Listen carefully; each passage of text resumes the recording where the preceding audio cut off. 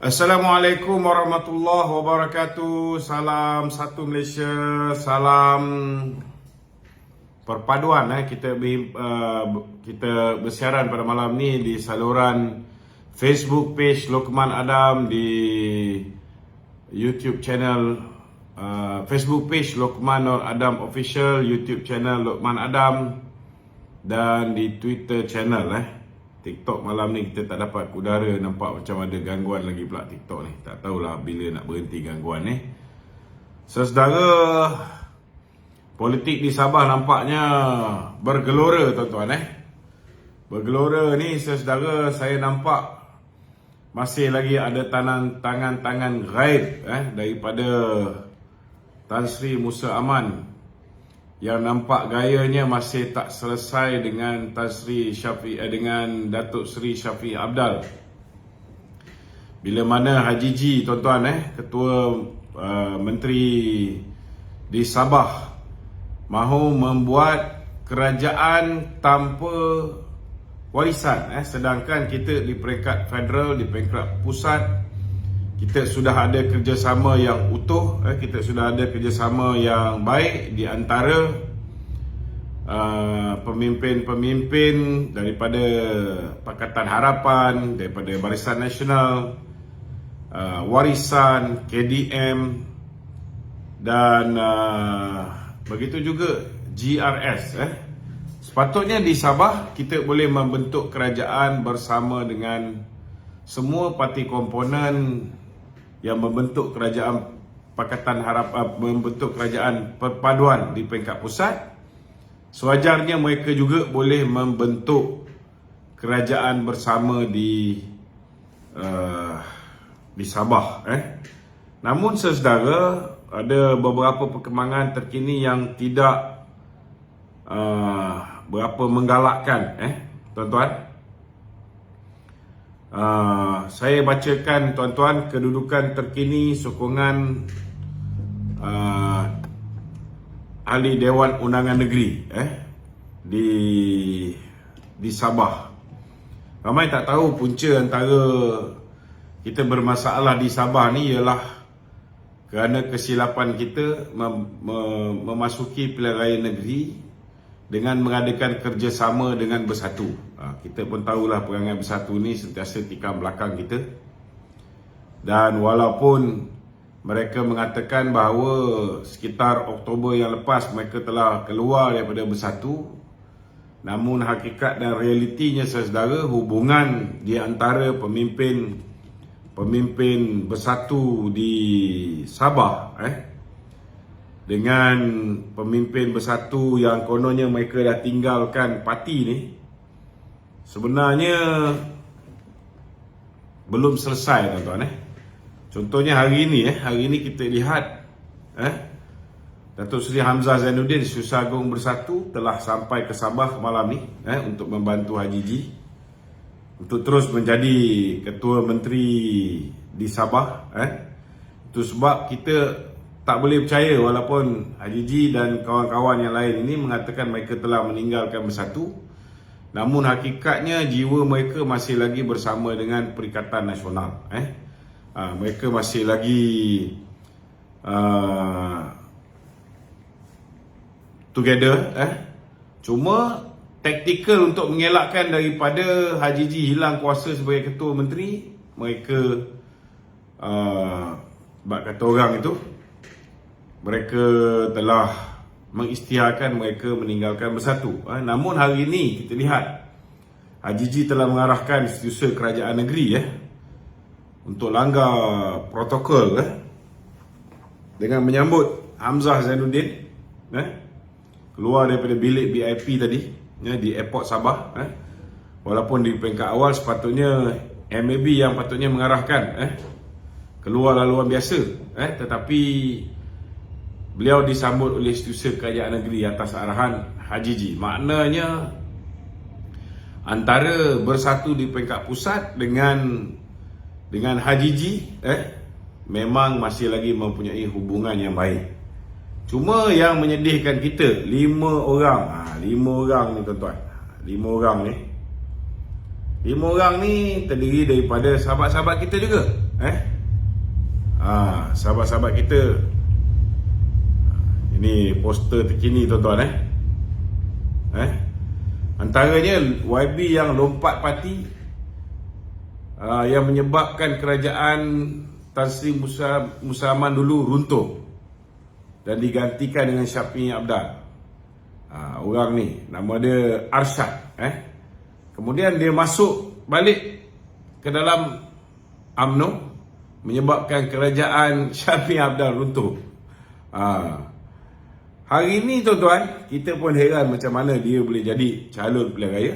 Tapi dah jadi calon pilihan raya, hari ni dia telah mengkhianati kita dan dia memberikan sokongan kepada Haji G, bukan bersama dengan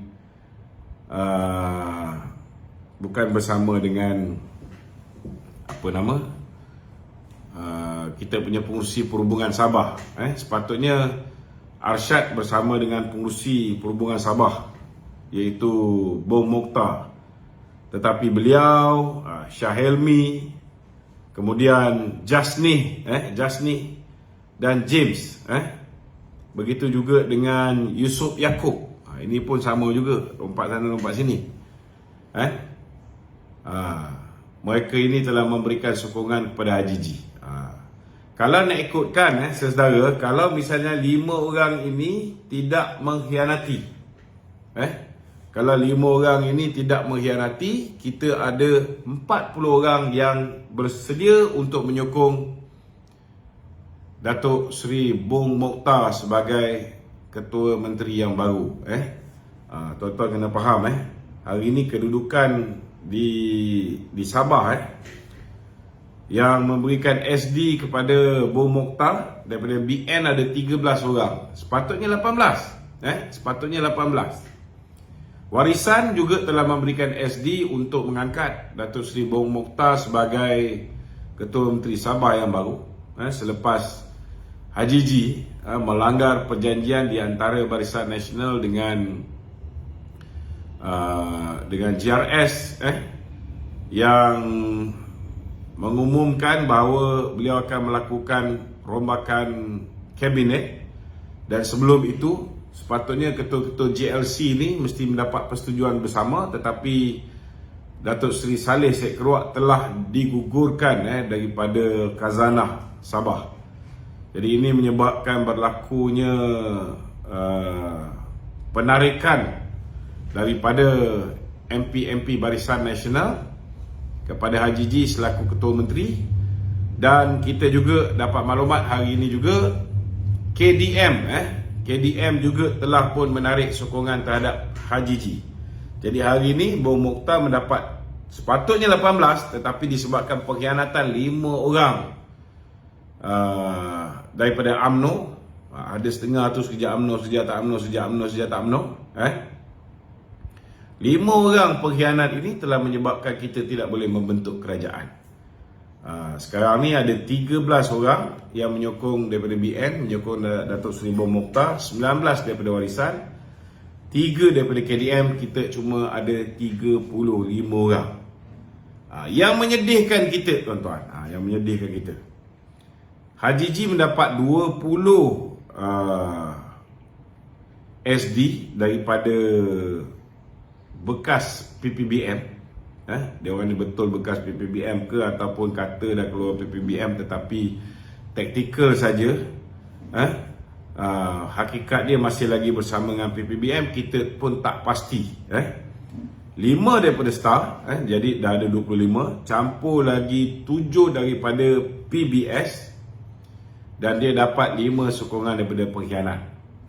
Jadi dia dah ada 37. Sepatutnya tuan-tuan, sepatutnya Haji G cuma ada 32 dan kita ada 40. Maka kita boleh bentuk kerajaan. Kita boleh bentuk kerajaan. Namun saudara, yang menyedihkan kita, yang menyedihkan kita sekarang ni ialah di manakah kedudukan ahli-ahli Dewan Undangan Negeri daripada Pakatan Harapan. Itu sebab kita mengharapkan ahli-ahli Dewan Undangan Negeri daripada Pakatan Harapan ini, tidak sepatutnya mereka ini menyokong Haji G. Kalau mereka tidak menyokong Haji G, tuan-tuan, kalau mereka tidak menyokong Haji G, maka kita boleh angkat Bung Mokhtar untuk mengetuai kerajaan negeri yang baru, dan selaras dengan kerjasama di peringkat persekutuan. Sewajarnya semua parti-parti ni, termasuklah yang memanggil diri mereka GRS ini, mereka pun sepatutnya berada di dalam kerajaan. Itu sebab saya mengharapkan pada hari Isnin ini, kita harap Yang Amat Berhormat Perdana Menteri yang akan pergi ke Sabah, kita harap beliau dapat menyelesaikan kemelut politik di Sabah, dan kita harap di Sabah dapat membentuk kerajaan unity government ataupun kerajaan perpaduan. Sepatutnya hari ini, kalau nak diikutkan di peringkat pusat, semua yang berada dalam Dewan Undangan Negeri Sabah, mereka juga berada di dalam kerajaan perpaduan. Maknanya di Sabah tidak sepatutnya ada pembangkang. Tidak sepatutnya ada pembangkang. Jadi saya mengharapkan bila Datuk Seri Anwar Ibrahim datang ke Sabah pada hari Isnin ni, beliau dapat menyelesaikan kemelut politik di Sabah ini. Kita harap semua orang akan berada di dalam kerajaan negeri Sabah. Jangan biarkan Haji G membenarkan supaya kerajaan Sabah berbeza dengan kerajaan persekutuan. Takkan di Sabah, di federal, warisan bersama dengan kita, tetapi di negeri Sabah warisan nak ditolak tepi. Dan sekarang ini, kalau tidak kerana adanya Barisan Nasional, kerajaan persekutuan pun tak dapat dibentuk. Tapi takkan Barisan Nasional nak menjadi pembangkang di Sabah. Jadi ini kita serahkan kepada kebijaksanaan Perdana Menteri bila beliau turun, insya-Allah, bila beliau turun di Sabah pada hari Isnin ni, saya haraplah beliau dapat buat dipanggil perundingan dan akhirnya akan ada win-win situation. Kita harap semua pihak akan berada di dalam kerajaan. Tidak ada lagi ketua menteri yang sesuka hati nak buang orang sana, buang orang sini. Dan kita harap tidak ada lagi orang yang mengkhianat secara senyap-senyap ni. Ini penting, tuan-tuan. Ini penting kerana kita sudah pun membentuk kerajaan secara bersama di peringkat persekutuan. Tak sepatutnya di peringkat negeri Sabah tiba-tiba warisan menjadi pembangkang, sedangkan kita bersama dengan warisan di persekutuan. Dan sekarang ni Haji G nak jadikan BN pula menjadi pembangkang di Sabah. Ini tak boleh, tak sepatutnya berlaku. Saya nampak sekarang ni sebenarnya Haji G pun tak ada masalah dengan Datuk Seri Shafie Apdal, tetapi kalau kita lihat antara 4 orang daripada 5 orang UMNO yang daripada 5 orang UMNO yang tidak bersama dengan Datuk Seri Bung Mokhtar ni, 4 daripada mereka, kecuali Yusof Yaakob ni, kita pun tak tahu dia di belah mana. 4 daripada mereka, mereka itu semua adalah orang-orang Musa Aman dulu. Jadi nampak gayanya pertelingkahan antara Musa Aman dengan Shafie Apdal ni masih lagi belum selesai. Kebarangkalian ini, saudara, ada juga kaitan dengan perlantikan TYT.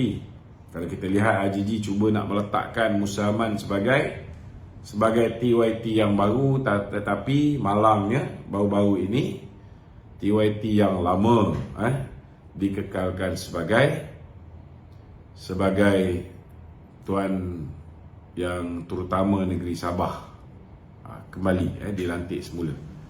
Jadi ini antara apa yang berlaku di Sabah. Kita harap dalam masa terdekat ini, bila mana Datuk Seri Anwar Ibrahim turun, dia akan dapat menyelesaikan masalah. Semalam Datuk Seri Zahid telah pun berjumpa dengan rakan-rakan kita di Sabah, dan insya-Allah saya yakin Presiden akan mempertahankan supaya Barisan Nasional akan kekal berada di dalam kerajaan negeri Sabah, dan kita harap kemelut ini dapat diselesaikan seberapa segera yang mungkin. Kalau dulu awal-awal lagi kita tak bersama dengan geng-geng bersatu ni, selamat. Okey, silakan. Okay, Tok. Ya. Ada netizen tanya, Tok. Ya. Minta Wan forwardkan lah kalau dia sampai lambat. Netizen tanya, Tok, sekarang ni Bom nak mengulangkan Haji G. Sekarang sebab apa? Alasan rasmi ada dalam surat, tapi alasan tidak rasmi apa? Lepas tu dengar Abang Okey, Sabah, ini kita kena faham lah. Sebelum pilihan raya pun keadaan dah tak okey. Contohnya masing-masing dah ada jabatan masing-masing. Datuk Seri Bom menjaga JKR. Tetapi sebelum pilihan raya ni, mereka ni disebabkan pusat pun kita bertelagang dengan bersatu, di peringkat negeri pun lebih kurang sama. Walaupun akhirnya mereka ni bekerjasama dengan GRS di peringkat negeri, tetapi hakikat dia ada tikam menikam. Contohnya sepatutnya apa yang dah diluluskan di peringkat JKR contohnya tidak diganggu oleh MOF, tapi ada gangguan. Ini contoh benda-benda yang berlaku. Selepas pilihan raya masih lagi tak selesai. Masih lagi tak selesai.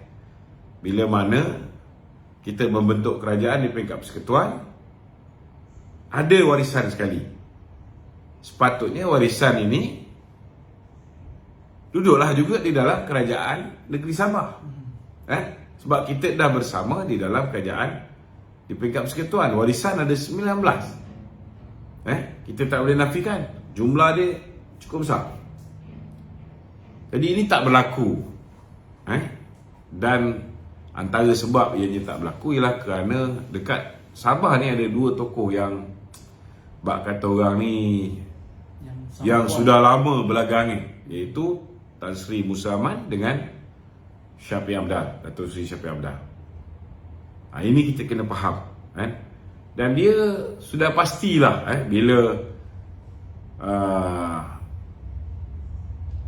bila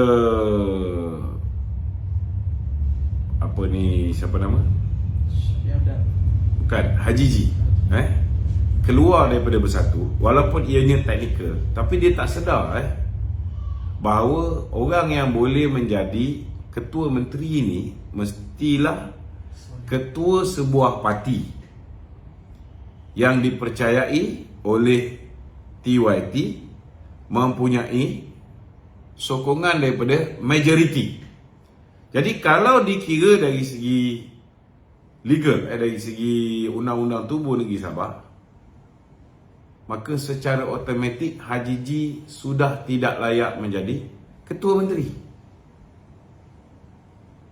Bila dia menyusahkan, contohnya menyusahkan UMNO di Sabah, menyusahkan Bom dari segi JKR, lepas tu nak memecat Datuk Saleh yang juga merupakan pemimpin UMNO di Sabah.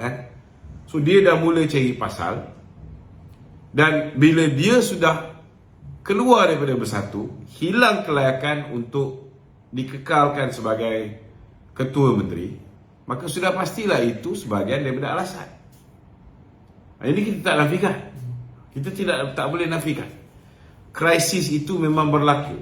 Gelora tu memang berlaku. Bukan tak berlaku, memang berlaku. Kita dah cakap banyak kali, jangan kerjasama dengan dia orang ni, degil. Tapi tak apalah, dah terlanjur, kita kena hadap. Dan bila kita di peringkat persekutuan, kita dah buat kerajaan secara bersama sekali dengan warisan, maka sewajarnya warisan juga duduk di dalam kerajaan tersebut. Tapi kalau kerajaan tu ada warisan dalam tu, ada 19 kursi tambahan daripada warisan, Haji G punya kuasa tu pun akan berkurangan. Sebab di dalam itu sudah pasti akan ada orang-orang yang mungkin tidak boleh dikuasai oleh Haji G. Ini kena faham. Sebab Haji G pun dia dengan Usama. Ini kita kena faham politik di Sabah ni. Memang kompleks sikit lah, tetapi itulah realiti dia. Itulah realiti dia. Okey, ada lagi? Okey tu. Apakah langkah seterusnya jika masih lagi terdapat bentuk kerajaan di Sabah? Adakah berlaku PRM? Kita harap tidak sampai ke tahap perlu PRN. Kerana kalau buat PRN pun tak selesai masalah. Sebab bila kita nak mengagihkan kursi, kita kena agihkan kursi dengan semua parti politik di Sabah. Faham tak? BN tak boleh go solo dah. Sebab kita sudah bersama di peringkat persekutuan. Bersatu mungkin boleh go solo sebab dia tidak berada dalam kerajaan di peringkat persekutuan. Tetapi Haji G dan lagi lebih kurang 20 orang dia mengatakan mereka sudah tidak bersama dengan Bersatu. Tapi kalau tak bersama dengan Bersatu, Hamzah datang tolong dia lagi. Kita bukan bodoh. Kita tahu hubungan mereka ni baik. Jadi ini realiti apa yang berlaku di Sabah. Okey, ada lagi? Ada lagi? Untuk ni daripada Sabah, saya tak pasti sama dia dah jawab belum. Apa tindakan yang akan dikenakan terhadap 5 adun yang ingkar arahan tu? Okey, sekiranya 5 adun ini melanggar disiplin parti dengan tidak mengikut ketua parti. Kena ingat di Sabah ni status ketua perhubungan UMNO Sabah. Ini kena faham Ketua perhubungan UMNO Johor, ketua perhubungan UMNO Melaka, ketua perhubungan UMNO Selangor. Tapi Sabah bukan ketua perhubungan. Sabah ialah UMNO Sabah. Autonomi. Sabah dia ada otonomi. So kalau lawan dengan ketua UMNO Sabah ataupun pengurusi BN Sabah, maka mereka kena berhadapan dengan tindakan disiplin parti.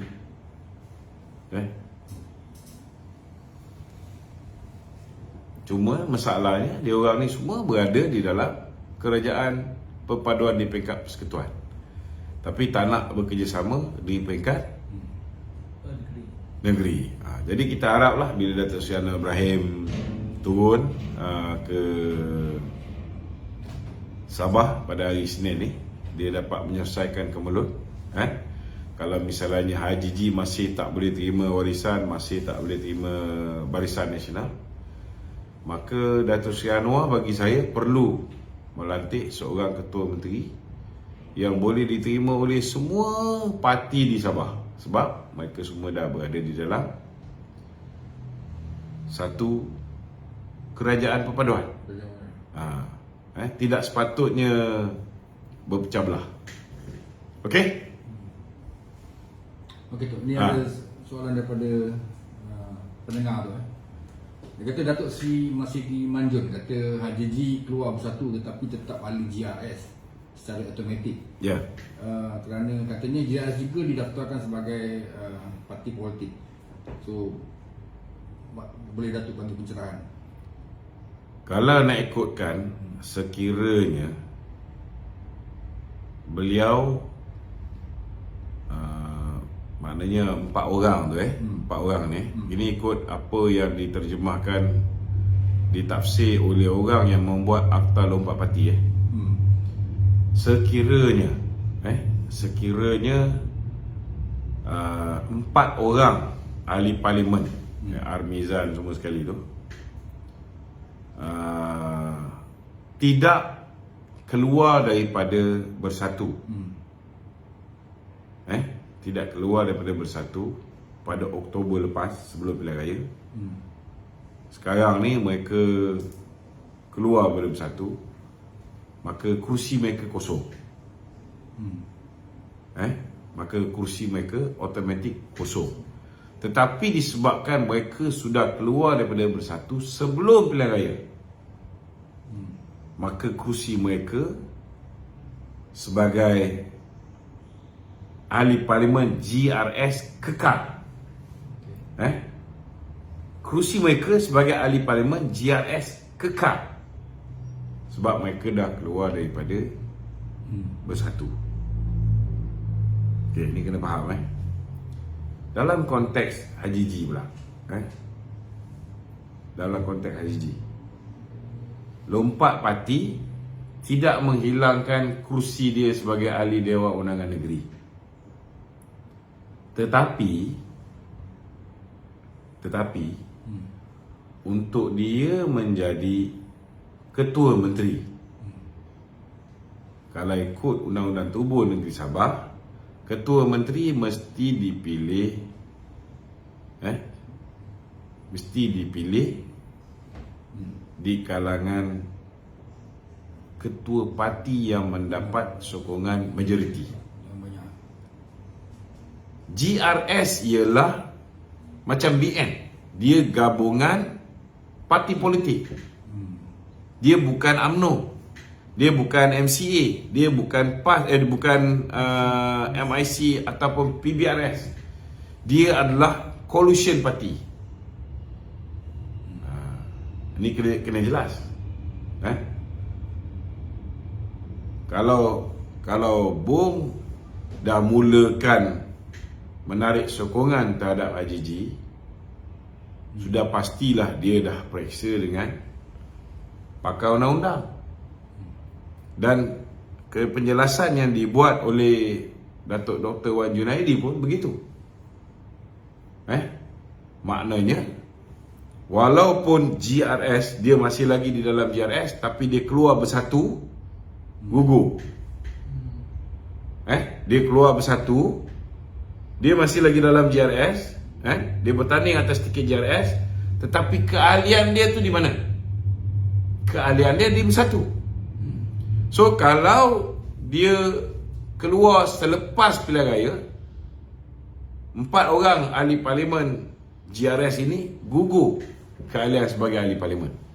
Tetapi sebab dia dah keluar sebelum pilihan raya, mana dia tidak ada parti. Dan ini membuktikan bahawa kalau 4 orang ini masih kekal sebagai ahli parlimen, maknanya Haji G tidak mempunyai parti. Sama macam 4 orang ni. Kita tak boleh ada dua penafsiran undang-undang yang berbeza. Untuk menghalalkan 4 orang ahli parlimen GRS ini kekal sebagai ahli parlimen, kita pakai kenyataan Datuk Seri Wan Junaidi. Tetapi untuk mengekalkan Haji G sebagai Ketua Menteri Sabah, boleh pula tidak ada parti. Boleh pula GRS itu dianggap sebagai satu parti politik. Tak boleh lah. Ini kena faham. Maknanya sekiranya dia ahli Bersatu, dia lompat keluar selepas pilihan raya, dia hilang kursi tu. Okey? Maknanya keahlian dia ialah keahlian Bersatu. Tapi disebabkan dia dah keluar Bersatu, dia bertanding atas tiket GRS, dia bertanding atas tiket parti komponen GRS, parti induk tu, macam BN lah. Ada yang bertanding atas tiket BN, tetapi dia bukan mana-mana parti. Contohnya Zulkifli Nordin pada tahun 2000, sekarang pun ada yang lepas ni, Datuk Seri Tan Atiran. Dia Makal Sakti. Makal Sakti bukan BN. So dia bertanding atas tiket BN friendly. BN friendly. Kalau dia daripada Makal Sakti, katalah dia menang itu hari kat Tasik Gelugur. Tasik Gelugur ke? Tasik Gelugur lah. Kalau dia bertanding mana itu hari? Dia Buun Tebal. Dia Buun Tebal. Kalau dia itu hari dia menang, kalau dia menang, dia lompat parti. Maknanya dia lompat masuk MIC. Dia masih kekal. Sebab parti ketika dia bertanding tu, dia tidak menjadi ahli mana-mana parti di dalam Barisan Nasional. Dia hanya menggunakan lambang Barisan Nasional. Dia BN friendly. Jadi kalau ikut apa yang diguna pakai untuk memutuskan kes 4 orang wakil rakyat ahli parlimen GRS, disebabkan mereka sudah keluar, maknanya ketika mereka bertanding pilihan raya, mereka tidak berparti. Itu sebab mereka kekal sebagai ahli parlimen. Maka ini membuktikan bahawa Haji G juga tidak berparti. Dia diberikan peluang untuk menyertai mana-mana parti. Dia boleh masuk PBS, dia boleh masuk Star, atau dia boleh buat parti dia sendiri. Dia tak buat. Maka kalau ikut undang-undang tubuh di Sabah, dia tidak layak untuk menjadi ketua menteri. Sebab dia nak melantik seorang ketua menteri mestilah daripada ketua parti yang mendapat sokongan majoriti ahli Dewan Undangan Negeri. Itu pun nasib baik tidak ada akta lompat parti di Sabah. Kalau ada akta lompat parti di Sabah, bila BN memutuskan tarik sokongan terhadap Haji G, maka ianya adalah penarikan sokongan secara en blok, bukan lagi SD individu.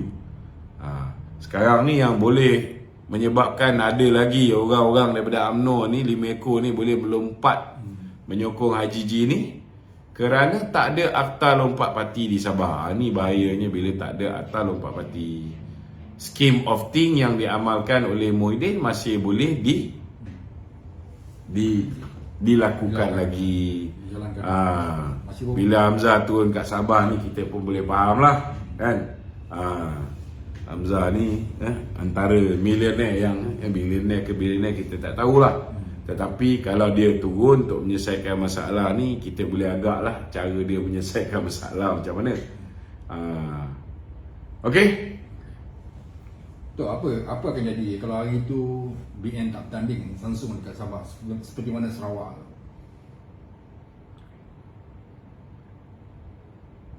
Lingkup lah kalau BN tak bertanding langsung. Sepatutnya BN ikut apa yang Bung Mokhtar cakap daripada awal. Kita kena bertanding semua 73 kursi.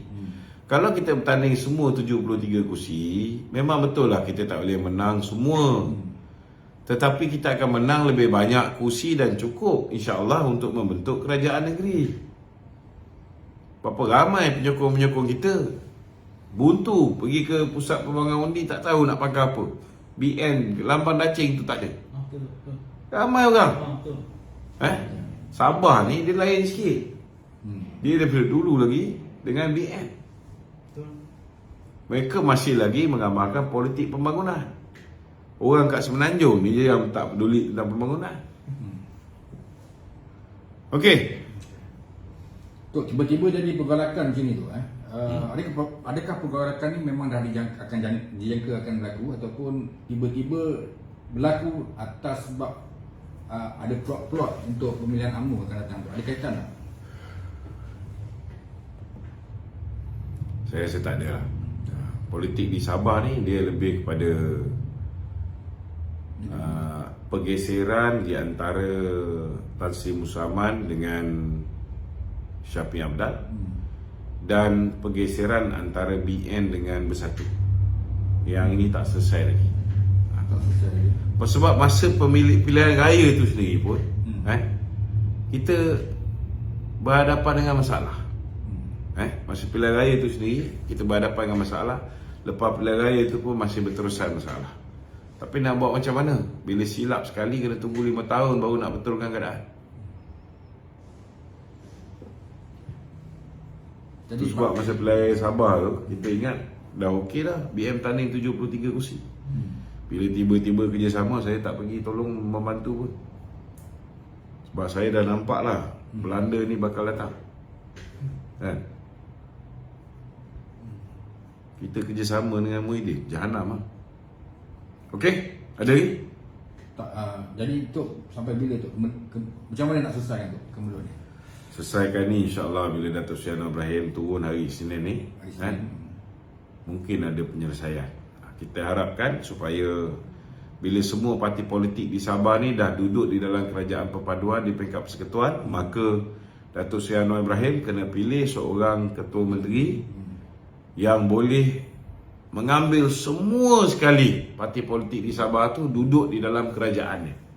Maknanya there won't be any opposition in Sabah. Zero opposition di Sabah. Kerajaan tu mesti accommodate semua orang. Sepatutnya begitulah. Okey, ada lagi?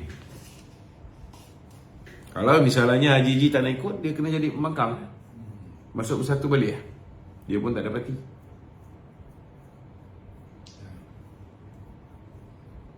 Okey, ada lagi? Dok, Datuk. Soalan lain. Ni, Dok. Assalamualaikum, Datuk. Nak Waalaikumsalam. tanya, pada pandangan Datuk, siapakah kuda Trojan Mahathir yang berusaha untuk menjahanamkan Datuk Seri Zahid sebagai Presiden? Oh, ni soalan Sekarang Mahathir dah pasang 2 orang lah. dia kuda. Dia dah ada 2 kuda lah. Satu kuda dia Syamuddin Tun Hussein. Dia dah satu lagi billionaire lah. Satu lagi billionaire lah. Billionaire Syed Mokhtar. Dia Ada kemungkinan besar Daim pun ada dia punya proksi dia juga. Tapi proksi Daim ni macam diam je. Betul tak? Belum lagi membuat sebarang announcement. Kita tunggu dah lihat. So, Datuk rasa Datuk Zahid tahu tak gerakan ni, Dok? Yang pasti KJ juga dia sebahagian daripadanya. Cuma kita tak pasti KJ ni nak bertanding timbalan ke, atau last sekali dia chicken out, dia bertanding naib. Possible juga, kan? Dia asut orang suruh boleh tanding ketua, timbalan, dia pun kata dia nak pergi ketua timbalan. Jadi semua orang dah pergi ketua timbalan, dia tengok naib tak berapa, nak ada orang yang lebih bawah, dia masuk, confirm dia landing.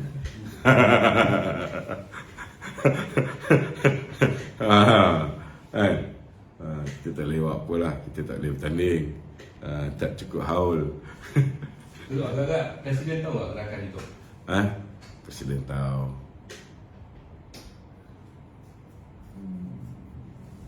Okey, soalan lain. Carilah soalan yang panas sikit. Tok semalam Tok cerita yang SPRM SPRM, apa cerita? yang tangkap CEO diorang tu. So sekarang ni diorang ni dah didakwa ke ataupun dalam proses penyiasatan? Siasatan, belum dakwa lagi. Bila dia orang ni disiasat, maka kita akan tahu jam tangan mewah itu diberi pada siapa. Yang ada kuasa bukan dia orang. Dia orang cuma perantara. Kena tahu. Kan? Adam tu mungkin dia collect 3 hingga 5% untuk projek-projek 50 hingga 500 juta. Tapi dia collect masuk ke dalam akaun parti tertentu. Nama akaun parti belum tentu semua masuk akaun parti. Ada yang masuk duit ke dalam ketua parti. So tunggulah siasatan SPRM. Bila siasatan SPRM dah selesai, maka yang terlibat betul-betul tu akan didakwa di mahkamah. Kena faham tu. So, soalan tu contohlah, kalau sebuah syarikat dapat job daripada kerajaan, dia dah buat job tu, lepas tu dia menyumbang kepada salah satu parti yang ada dalam kerajaan, adakah salah ke macam mana? Tentang politik.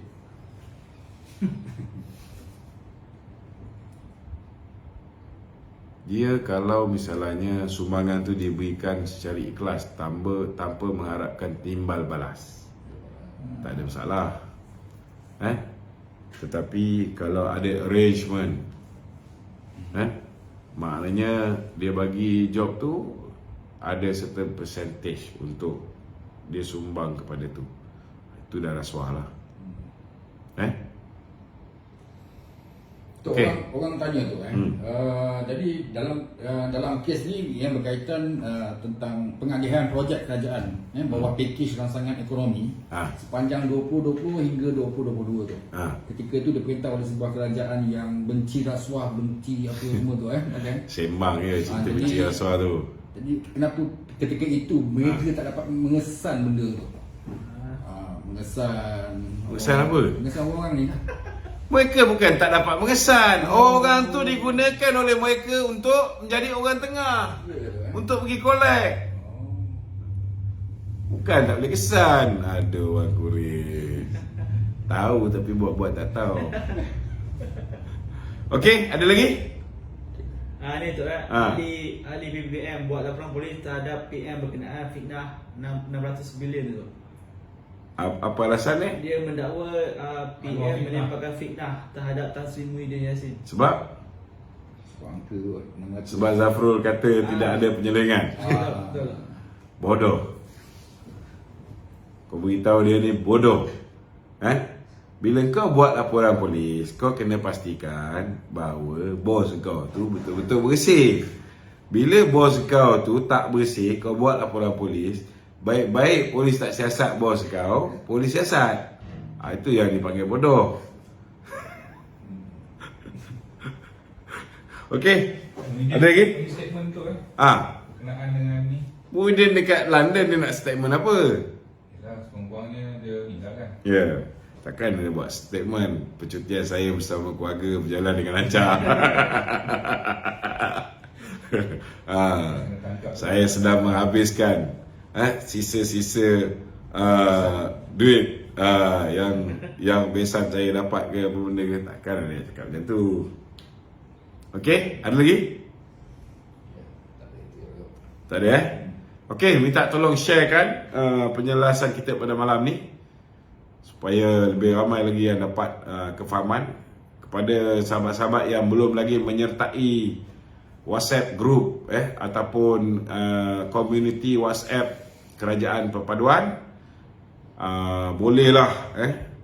bolehlah join community ni. Saya akan bagi link sebentar lagi.